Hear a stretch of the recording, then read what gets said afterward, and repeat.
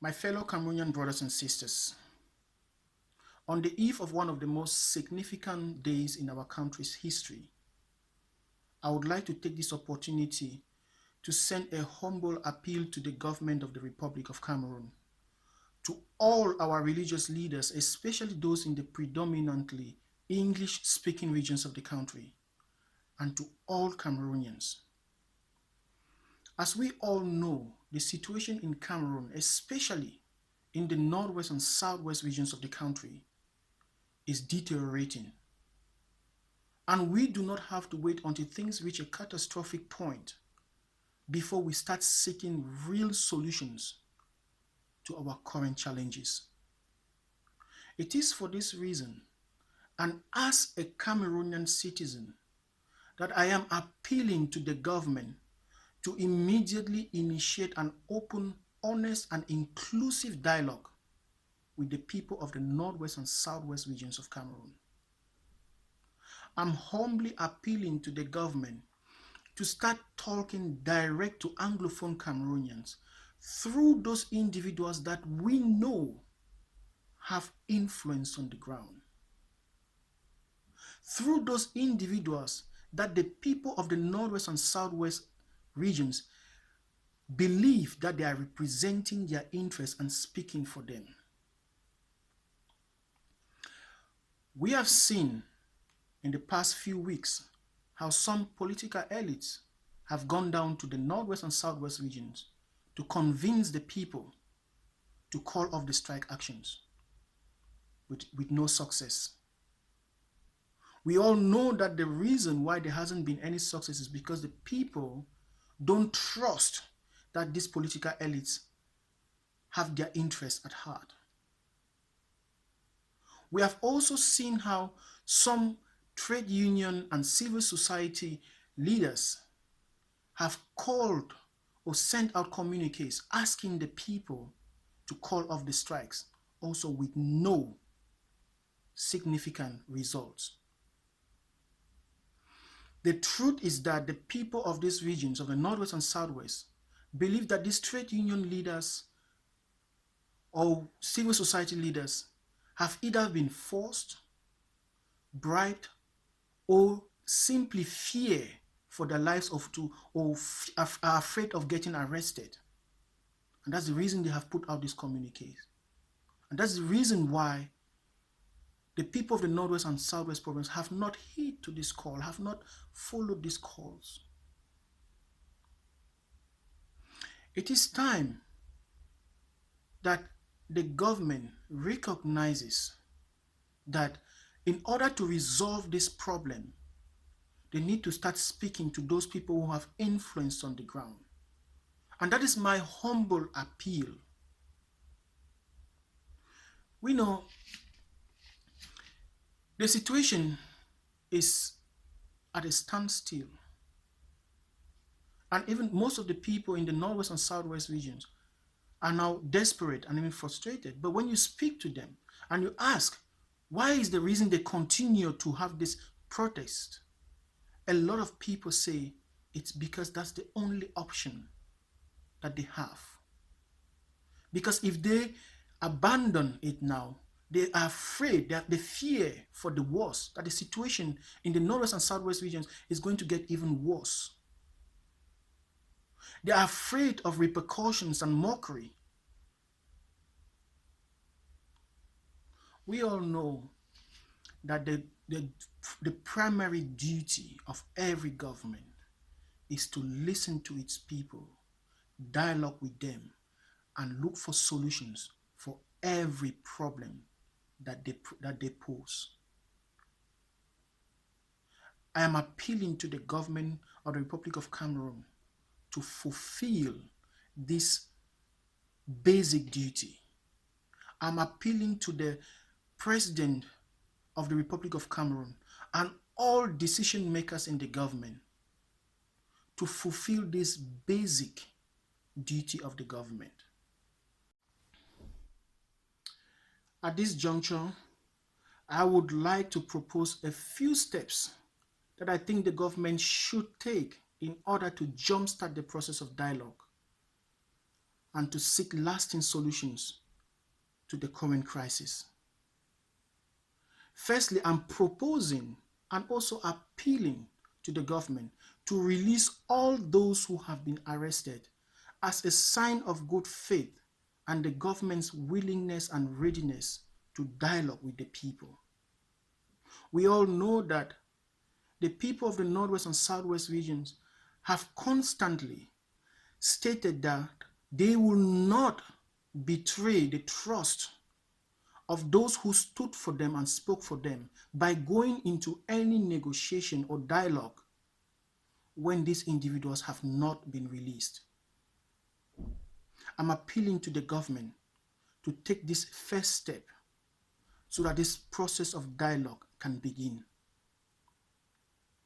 Secondly, I am proposing and appealing to the government to return to the original demands of the teachers and the lawyers, to have a dialogue, to reopen the dialogue between the teachers and the lawyers based on the original demands as the first step to seeking solutions to all the issues that have been raised. Thirdly, I am proposing and appealing to the government to open an investigation into all what has transpired from December till now, to show the people of Cameroon, and especially those in the Northwest and Southwest regions, that the government stands for justice. Fourthly, I am appealing to the government and proposing that all internet connections should be reinstated. I am also appealing and proposing to the government that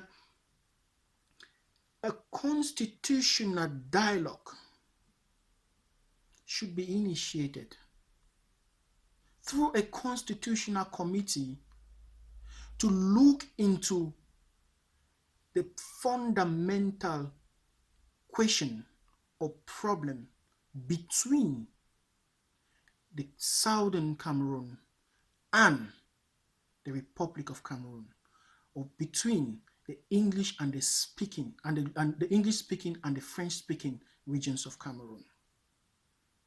This has been a source of problems for over 30 years or more. It is high time, this is the time for us to seek lasting solution to this problem. And last but not the least, I'm appealing to the government to engage Cameroonians in the diaspora. All Cameroonians, not only English-speaking Cameroonians or French-speaking Cameroonians, but all Cameroonians. We know that the input of Cameroonians in the diaspora is vital to the economic, social, and political development of Cameroon. I once small state and appeal to the government to start this process of dialogue with the people. I would also like to use this opportunity to send a humble appeal to all our religious leaders, especially those in the predominantly English-speaking regions of Cameroon.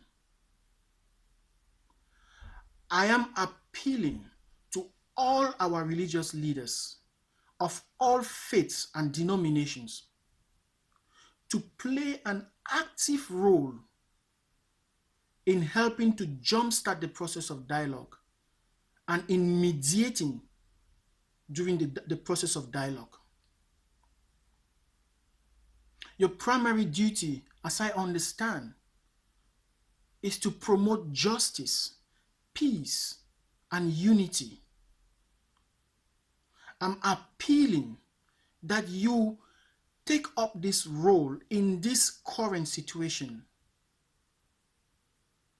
We have seen in other countries how during a time of conflict, the religious leaders of all faiths, Christians, Muslims, and all the other faiths, they come together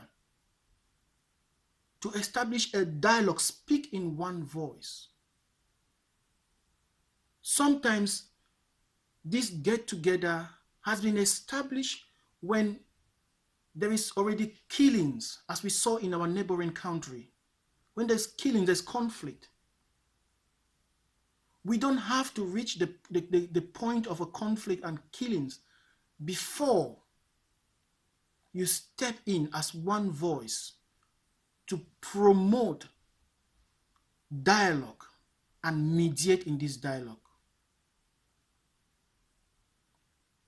I'm humbly appealing to all of you, our religious leaders, to come together at this critical moment and speak to the government with one voice, and speak to the people with one voice, calling on all to come to the negotiation table,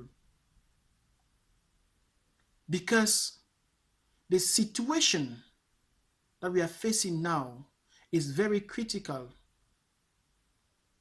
deteriorating, and may turn very, very catastrophic.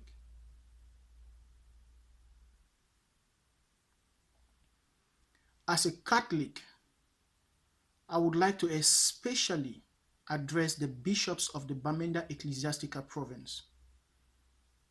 And I'm hoping that all of you, my brothers and sisters who are listening to me, should also speak to your direct religious leaders. I am appealing to the bishops, your lordships. You have a voice. Your words count. The people listen to you and the government listens to you.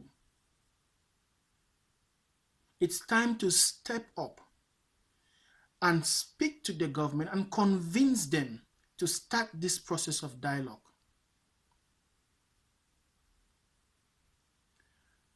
I'm appealing with you to take an active role to make sure that the people who have been arrested are released, because that is the first step for any meaningful dialogue to take place. Act as guarantees for their release. I'm praying with you. And I hope that in the name of our Lord Jesus, you will stand up and play your role as peacemakers, as promoters of justice and unity. And I'm also praying that all the other religious leaders work together with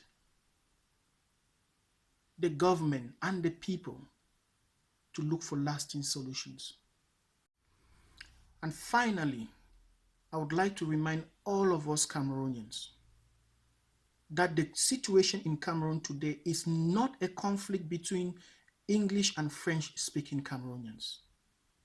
Contrary to what some people would like to make us believe and are trying to make us believe, Cameroonians are living in peace and harmony. English and French-speaking Cameroonians are living together in peace. Well, the truth is also that Cameroon is going through a political, social, and economic transformation. And in cases like this, there's bound to be some turmoils.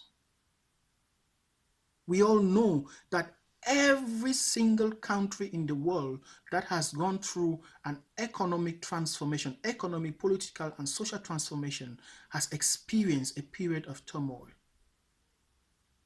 Some countries have chosen to embrace it, use it as a period to reassess and redefine their lives, and use that period as a springboard for real transformation.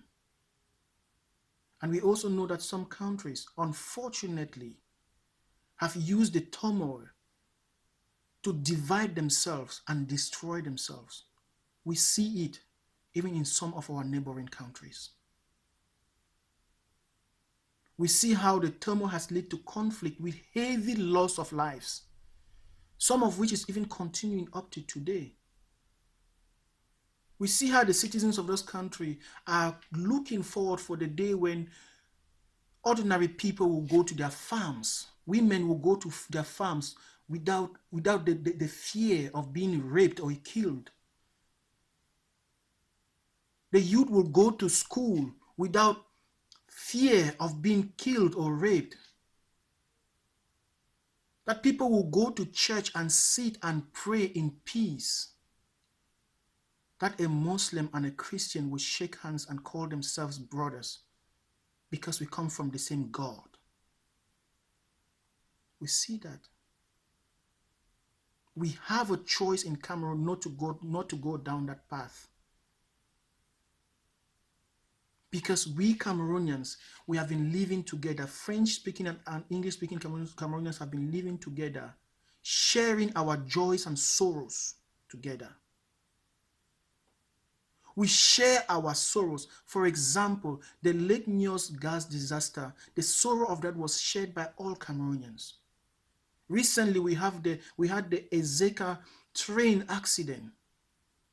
All Cameroonians stood as one to condole with the families of all those the families that lost loved ones. We also share our joys and our achievements. We have seen how we have always stood together to celebrate the victories of our sportsmen and women. By the way, I want to take this opportunity to congratulate the Indomitable Lions for this magnificent victory, for restoring our place in African football and world football. Yes, we Cameroonians, we have some issues that need to be ironed out. It may lead to a federation. A federation will benefit all Cameroonians, irrespective of whether you are from the north, from the east, from the west, or the south, or the center. It will benefit all of us. But we need to go through this process of dialogue and go through this process in peace, with the hope that we come out with real economic, social, and political transformations. So to conclude, I would like to reiterate my appeal to the government, my humble appeal to the government, especially as we move into this very significant day in our country's history.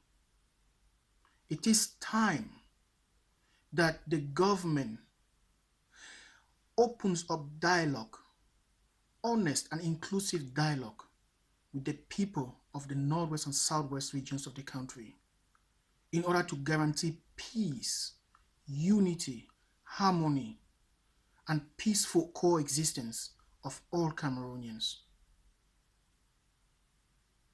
I'm also appealing to all our religious leaders of all faiths and denominations to come together at this critical point to facilitate dialogue between the people and the government. And to all Cameroonians,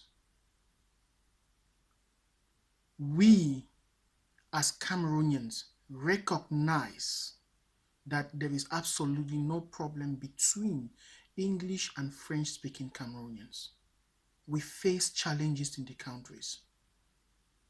And these challenges will only be solved when the government opens up real dialogue, an honest dialogue with the people. And I believe that an honest dialogue will bring real transformation an economic development that will benefit all Cameroonians, irrespective of whether you are French speaking or English speaking. Real dialogue and transformation will benefit all of us. I want to thank you all for listening. And I pray that God would bless you. And may God bless the land of promise, the land of glory, Cameroon. Thank you.